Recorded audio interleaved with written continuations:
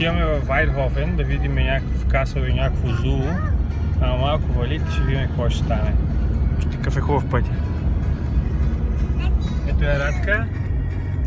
Ето го и малкият човек. Или нещо е тати. Тати!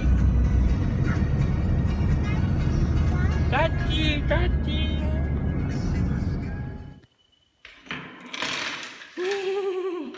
Чакай. Браво!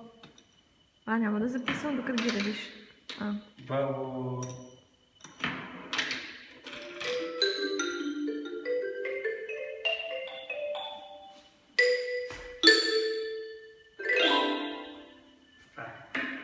Meinen Damen und Herren, Andre Rio! Какво направи? Аз сме на един висок замък, много нависоко в планината, на върха му. Ето е Радка. Тия дървета много естествено са расли така. Тук надолу се слиза по едни много тесни стълби.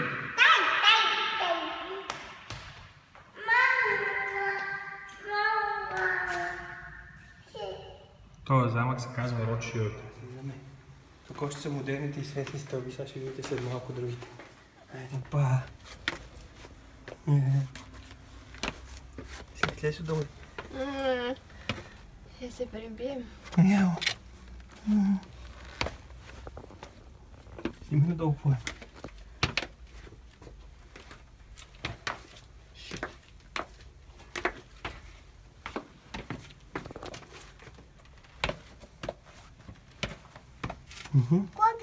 Коге?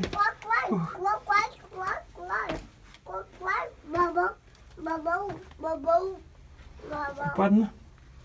Ще си подпърна детето.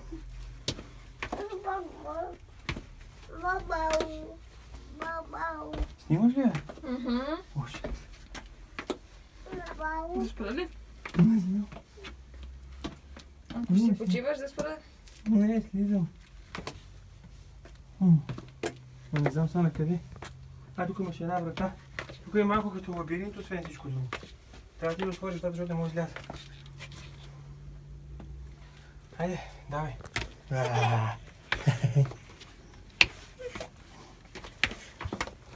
Така като го видят бани. Залата за мъчение. То не се вижда. Не ли вижда къде са мъчили хората? О, шит. Мога се гътна тук, значи. Записвам те. Не знаят хората какви опасности се подлагат заради туризма.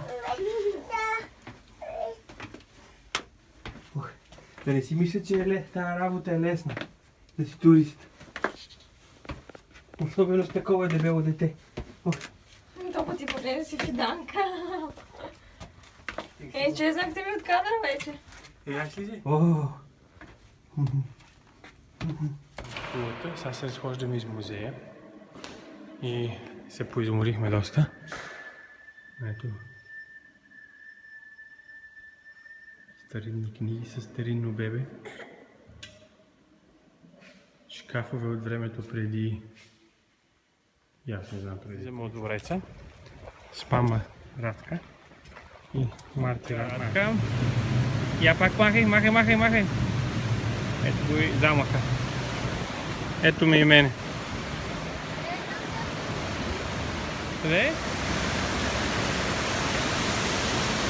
Реката е мътна и черна. Така, приключихме с обиколката на Вайтхофен и на Ротшилд касъла, така че се прибираме да ядеме в Амщетинско. Чао! Много си яко. Не, отпред аз съм много як да е. Ето ни къщури по балкони, по балканите отгоре. Топа не се вижда. И стигнахме си вкъщи, във фермата. На Иван и Андрей фермата.